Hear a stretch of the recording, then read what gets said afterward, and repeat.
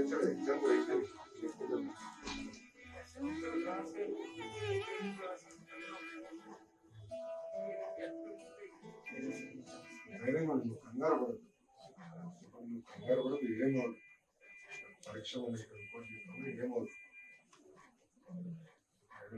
పరీక్ష పెట్టాడు ఎందుకు పెడతాడు వెళ్ళి పెట్టాడు మెయిన్ స్ట్రాంగ్ ఉంటుంది ఏమవుతుంది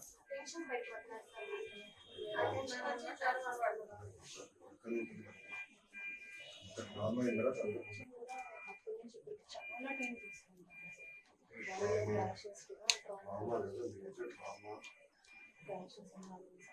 never mind is never prepared for such.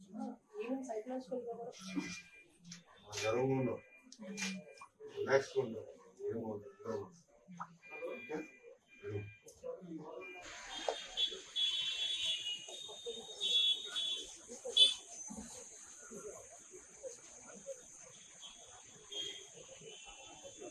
మంగళగిరిలోని టిడ్కో గృహాల వద్ద ఉన్నాం.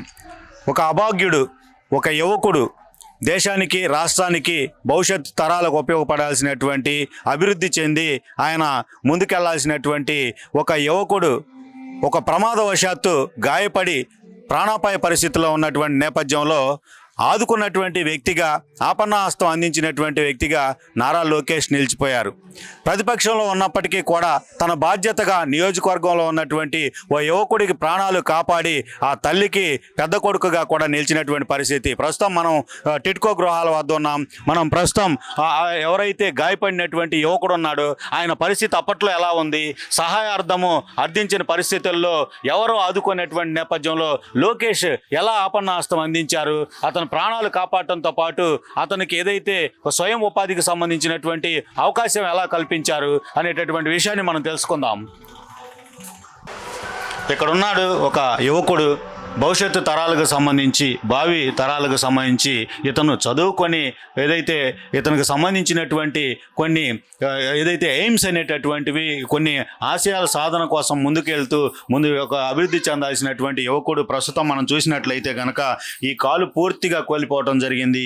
ఈ కాలు మాత్రం డ్యామేజ్ అయినటువంటి పరిస్థితి మనం స్పష్టంగా చూస్తున్నాం. అసలు ఈ యువకుడికి ఈ ప్రమాదం ఎలా జరిగిందనే విషయాన్ని మనం తెలుసుకుందాం. అలాగే ఈ ప్రమాదం నుంచి బయటపడటానికి ఎవరు సహాయం అందించారు, ప్రస్తుతం అతని యొక్క పరిస్థితి ఎలా ఉందనేటటువంటి విషయాన్ని మనం తెలుసుకుందాం. చెప్పండి, మీ పేరేంటి? నా పేరు ఓట్ల నవీన్ కుమార్ అండి. మాది మంగళగిరి. నాకు 2021 డిసెంబర్ 4వ తారీఖున యాక్సిడెంట్ జరిగింది. అది మేము నార్మల్గా మా ఫ్రెండ్స్ బర్త్డే పార్టీకి అని చెప్పి నార్మల్గా వాళ్ళది ఉంటే అలా వెళ్దాం అనుకొని అలా వెళ్తుంటే నేను వెనకమాల కూర్చున్నాను బైక్ మీద. మా ఫ్రెండ్ వాళ్ళ ఫ్రెండ్, అతను నాకు తెలియదు ఎవరు.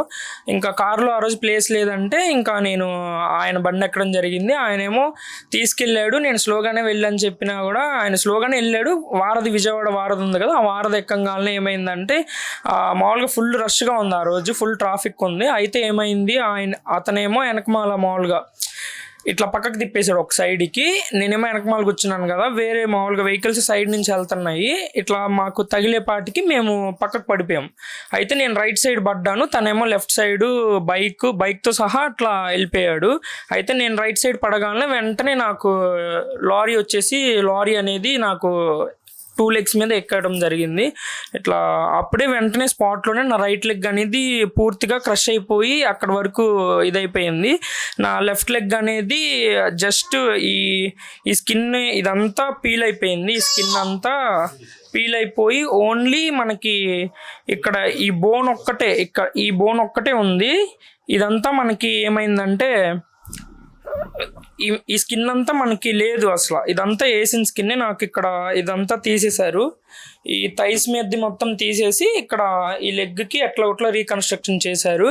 నేను జాయిన్ అయిందేమో విజయవాడలో ఉన్న హాస్పిటల్. అది హాస్పిటల్ ఏంటిది, అది షైన్ హాస్పిటల్స్. నాకు ట్రీట్ చేసింది అక్కడ ఎండి ఏమో వికాస్ కాట్రగడ్డ సార్. అండ్ ఉన్నావా, ఎందుకంటే ఇంత ప్రమాదం జరిగిన పరిస్థితిలో నేను ఆ రోజు ఏమైందంటే నేను లక్కీగా ఆ రోజు దాని వెనక రోజు ఇంటర్వ్యూకి వెళ్ళొచ్చాను. నార్మల్గా మాకు రివేచర్ కంపెనీలో నాకు ఇంటర్వ్యూ, దాని వెనక రోజు ఇంటర్వ్యూ అటెండ్ అయ్యి చీరాల్లో మామూలుగా ఇంటర్వ్యూ అటెండ్ అయ్యి నేను వచ్చాను అనమాట. ఆ రోజు దాని వెనక రోజు బీచ్కి వెళ్ళి మార్నింగ్ లేవలేకపోయాను. అయినా ఇంకా ఫ్రెండ్స్ ఫోర్స్ చేసేపాటికి నేను వెళ్ళాల్సి వచ్చింది. అయితే నేను ఆ రోజు మార్నింగ్ నేను ఏం తినలేదు అనమాట. అంటే జస్ట్ అసలు వాటర్ కూడా డ్రింక్ చేయలేదు నేను. యాక్సిడెంట్ జరిగిందేమో 12:30-1 ఆ టైంకి. అయితే నేను ఏమి తినకపోవటం వల్ల నేను సర్వైవ్ అయ్యాను.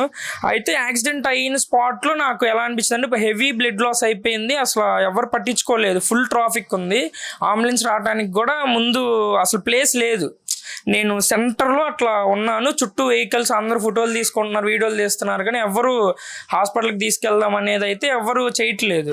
ఇంకా సడన్గా ఒక చిన్న కార్ వచ్చింది, ఆయన తీసుకెళ్దామని చెప్పి అట్లా బ్లడ్తోనే ఎక్కించి తీసుకెళ్తుంటే వెళ్ళేదారిలో అంబులెన్స్ వచ్చింది. అంటే నేను మణిపాల్ హాస్పిటల్ దగ్గరలో ఉన్నప్పుడు అంబులెన్స్ వచ్చింది. ఇంకా అందులోకి మళ్ళీ మార్చి ఇంకా మణిపాల్కి తీసుకెళ్లారు. మణిపాల్కి తీసుకెళ్ళగానే వాళ్ళు ఏమన్నా ట్రీట్మెంట్ చేయాలి, ఇలా మనీ అయితే ఎక్కువే అవుతాయి, ఒక 10 to 20 lakhs దాకా అవ్వచ్చు. ఫస్ట్ 5 lakhs మీరు పే చేస్తే మేము రైట్ లెగ్ని సేవ్ చేస్తాము, లెఫ్ట్ లెగ్ సంగతి తర్వాత చూద్దాం అన్నారు. అయితే మనకి మన దగ్గర అంత పరిస్థితి కాదు. మా డాడీ ఏమో వెజిటేబుల్ షాపు, మా మమ్మీ మా డాడీ ఇద్దరు వెజిటేబుల్ షాప్లోనే వర్క్ చేసేవాళ్ళు. అయితే ఇంకా మన దగ్గర అంత పరిస్థితి ఏముంటుంది చెప్పండి. ఇంకా మణిపాల్ హాస్పిటల్లో చూపించుకునే పరిస్థితి లాగా ఇంకా అంబులెన్స్ తీసుకొచ్చిన అతనేమో మా అన్నయ్య వాళ్ళ ఫ్రెండ్. అంటే నార్మల్గా మా అన్నయ్యకి తెలిసిన అతను అయితే నేను తీసుకెళ్తాను హాస్పిటల్కి, ఇట్లా షైన్ హాస్పిటల్ అనేది ఒకటి ఉంది, అందులో మంచిగా మనకి యాక్సిడెంట్ కేసులు ట్రీట్ చేస్తారు, ఇక్కడ టైం వేస్ట్ అయిపోతుంది, అంత డబ్బులు మనం పెట్టలేమని చెప్పి ఇంకా అక్కడికి తీసుకెళ్తే ఇంకా వాళ్ళు క్లియర్గా మనకి వికాస్ కాటర్గడ్డ సార్ అను వంశీకృష్ణ సార్ సర్జన్ నాకు ట్రీట్ చేసింది మొత్తం సారే. ఆయన కొంచెం నా ఏజ్ చిన్నది, కొంచెం మంచిగా ట్రీట్ చేయాలనే ఉద్దేశంతో ఆయన మంచిగా ఇది పరిస్థితి, నేను రైట్ లెగ్ అయితే సేవ్ చేయలేను, తీసేయాల్సిందే, ఎందుకంటే అసలు బోను, మజిల్స్, నర్వ్స్ అసలు అన్ని టోటల్గా 95% కట్ అయిపోయినాయి. దాదాపుగా బ్లడ్ అంతా పోయింది, అంటే దాదాపుగా కూడా పరిస్థితి లైఫ్ అండ్ డెత్గా ఉన్నటువంటి పరిస్థితిగా కూడా మనం చెప్పుకోవచ్చు. అలాంటి సమయంలో లోకేష్ గారికి ఎలా తెలిసింది మీ విషయము? ఆయన మిమ్మల్ని ఎప్పుడు సందర్శించడం జరిగింది? అంటే మామూలుగా మేము చిన్నప్పటి నుంచి మామూలుగా టీడీపీలోనే ఉంటున్నాము, కానీ మనకి ఎవరు హెల్ప్ అనేది ఎట్లా దొరికిద్దో మనం చెప్పలేము ఈ రోజుల్లో. అయితే ఇప్పుడు ఏమైంది, నేను హాస్పిటల్లో జాయిన్ అయ్యాను. ఇంకా సార్కి మామూలుగా ఒక 1 week తర్వాత మామూలుగా ఉంటారు కదా, ఎవరొకరు చెప్తారు కదా ఇట్లా పలానా పర్సన్కి ఏరియాలో అయ్యిందని. అట్లా చెప్పగానే ఇంకా సార్ ఒకసారి మరీ చిన్న ఏజ్, ఇట్లా చాలా హెవీ ఇంజురీ అయిపోయింది, అసలు ఎలా ఉందో సిచ్యువేషను ఒకసారి చూద్దామని చెప్పి నార్మల్గా వెళ్ళేదారిలోనే వచ్చారు. ఆ రోజు అట్నుంచి వస్తా ఇంకా షైన్ హాస్పిటల్ దగ్గర దిగారు. ఇంకా నేను ఎలా ఉన్నానో అసలు చూద్దామని ఒకసారి నార్మల్గా వచ్చారు. వచ్చి ఇంకా నా సిచ్యువేషన్ అనేది చూసి ఫస్ట్ నన్ను మోటివేట్ చేశారు. ఇది జరిగింది ఏదో జరిగిపోయింది, మనం దాన్ని మార్చలేము, కానీ జరగబోయేదాన్ని మనం మార్చొచ్చు. నువ్వు మా ఫ్యామిలీలో ఒకటివి, నీకు ఏ ఇబ్బంది జరిగినా నేనున్నాను, నువ్వు ఫస్ట్ స్టోన్ లాగా ఉండు. అప్పుడు నేను అసలు చాలా సన్నగా, అసలు ఎలా ఉందంటే ఓన్లీ స్కెల్టన్ లాగా ఉండేవాడిని. అసలు బ్లడ్ అనేది 3%కి వచ్చేసి ఒక లెగ్ తీసేసి మొత్తం దీనంతా మామూలుగా కట్లు కట్టేసి చుట్టేసి అట్లా ఉంది, మొత్తం బ్లడ్గా అట్లా ఉండేది. అప్పుడు కోవిడ్ టైం కూడా ఉంది అప్పుడు, అంటే నార్మల్గా అందరికీ కోవిడ్ అట్లా ఉంది. అయినా కానీ మాస్క్ పెట్టుకొని మరీ మామూలుగా నా కోసం వచ్చి చూసి నాతో మాట్లాడారు, నన్ను బాగా మోటివేట్ చేశారు. నేను ఖచ్చితంగా సర్వైవ్ అవుతాను సార్, నేనైతే హోప్ కోల్పోను అని చెప్పేసి ఇంకా నేను అట్లా ఉన్నాను. ఇంకా సార్ కూడా మేనేజ్మెంట్తో క్లియర్గా మాట్లాడారు, అసలు ఏం జరిగింది అనేది క్లియర్గా తెలుసుకొని నాకు ఏ రోజు విషయం ఆ రోజు వాట్సాప్ చేయండి, మీరు చేయగలిగితేనే చేయండి, లేకపోతే నాకు హైదరాబాద్లో చాలా హాస్పిటల్స్ తెలిసినవి ఉన్నాయి, నా ఓన్ వెహికల్తో నేను తీసుకెళ్ళగలుగుతాను.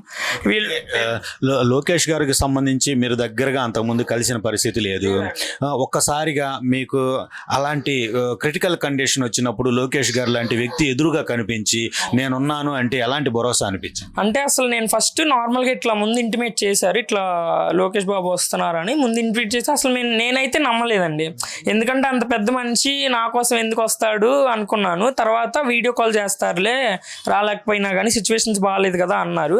సరే మన కోసం అయితే ఎందుకు వస్తారులే అనుకుని మేము మామూలుగానే ఉన్నాము. కానీ సడన్గా వచ్చేపాటికి ఆ రోజు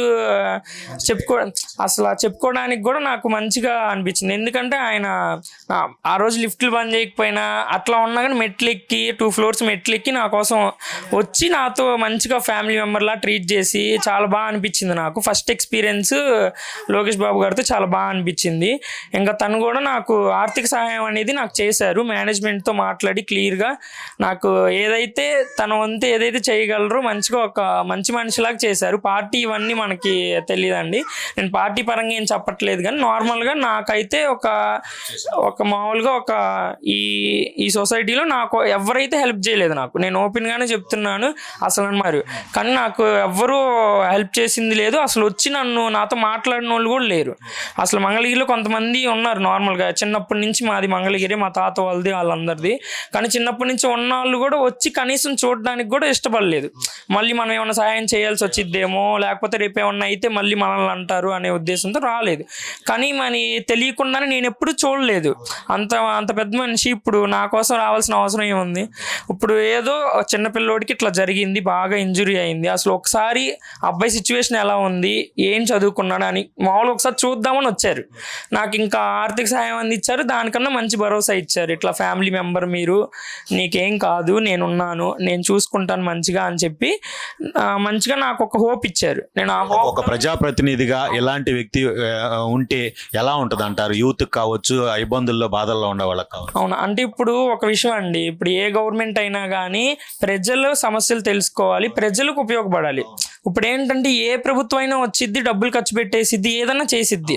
కానీ ఇప్పుడు మెయిన్ థింగ్ ఏంటంటే ఒక ప్రభుత్వం ఒకటి మనకి ఫామ్ అయిన తర్వాత అది ప్రజల సమస్యల మీద దృష్టి పెట్టాలి. కానీ ఇప్పుడు వాళ్ళ మీద రాజకీయం చేయటం, వీళ్ళ మీద రాజకీయం చేయడం, కేసులు ఇవన్నీ కాదు కదా. ఇప్పుడు ప్రజలు ఎంత ఇబ్బంది పడుతున్నారు. ఇప్పుడు లోకేష్ గారికి సంబంధించి మీరు హార్ట్ఫుల్ గా ఆయన కృతజ్ఞతలు ఎలా తెలియజేస్తారు? నేనైతే అసలు జీవితాంతం రుణపడే ఉంటాను. నేను కానీ మా ఫ్యామిలీ కానీ జీవితాంతం రుణపడే ఉంటాము. ఎందుకంటే నేను కానీ మా ఫ్యామిలీ కానీ చాలా ఇబ్బంది పడిపోయి, అంటే ఇంకా సర్వం కోల్పోయిన సిచ్యువేషన్ అది.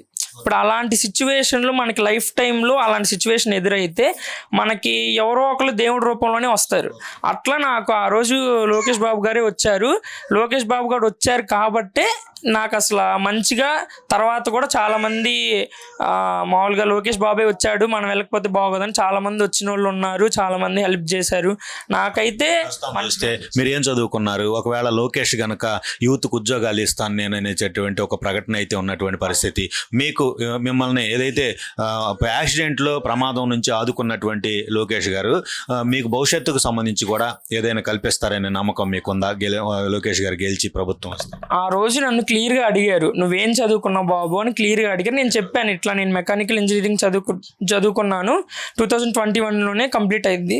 నేను దాని వెనక రోజే యాక్సిడెంట్ అయ్యాక రోజే ఇట్లా ఇంటర్వ్యూకి వెళ్ళాను సార్, రివేచర్ కంపెనీలో నాకు ఇట్లా జాబ్ వచ్చిందంటే, సరే అమ్మ నువ్వు ఫస్ట్ అయితే నువ్వు దీని నుంచి బయటపడి నువ్వు మంచిగా సెటిల్ అవ్వు, ఫస్ట్ సెట్ అయిన తర్వాత నేను నిన్ను కలుస్తాను, నీకు జాబు ఏదైనా ఉంటే నేను చూసుకుంటాను, ఫస్ట్ దాని గురించి మర్చిపో, క్లియర్గా నువ్వు హెల్త్ మీద కాన్సన్ట్రేషన్ చేసి నువ్వు సెట్ అవ్వు, తర్వాత జాబ్ విషయం అనేది నేనే చూసుకుంటాను అన్నారు. అది నా పూర్తి పేరు ఓట్ల నవీన్ కుమార్. నేను చదివింది SRK institute of technology, Enkepadu, విజయవాడలో ఉంటుంది. 2021 పాస్డ్ అవుట్ నేను.